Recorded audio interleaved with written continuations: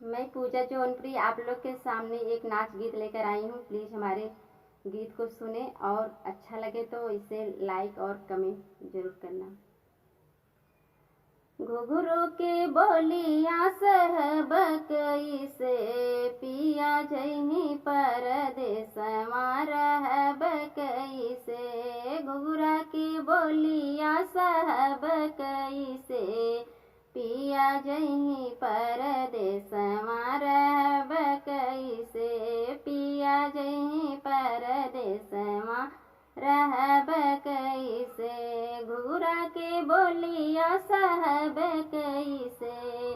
घुघरा के बोलिया सहब कैसे पिया जही परदेस रहब कैसे। पिया जही परदेस रहब कैसे। ससुरो के बोलिया त हम सही लेब। ससुरो के बोलिया त हम सही लेब।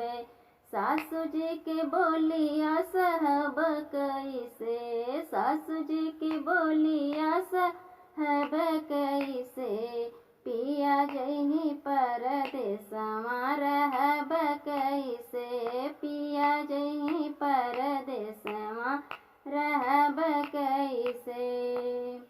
घुघरा के बोलिया सहब कैसे। घुघरा के बोलिया सहब कैसे पिया जही परदेस रहब कैसे। पिया जही परदेस रहब कैसे। जेठ जी के बोलिया त हम सही लेब। जेठ जी के बोलिया त हम सही लेब। जेठनी के बोलिया सहब कैसे पिया जही परदेस रहब कैसे। पिया जही परदेस रहब कैसे। घुघरा के बोलिया सहब कैसे। घुघरा के बोलिया सहब कैसे पिया जही परदेस रहब कैसे। पिया जही परदेस रहब कैसे। देवरा के बोलिया त हम सही लेब। देवरा के बोलिया त हम सही लेब। छोटी के बोलिया सहब कैसे।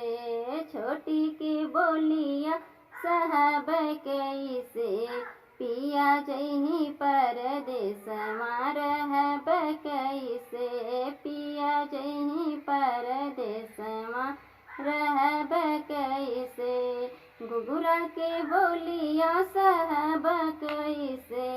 घुघरा के बोलिया सहब कैसे पिया जही परदेस रहब कैसे। पिया जही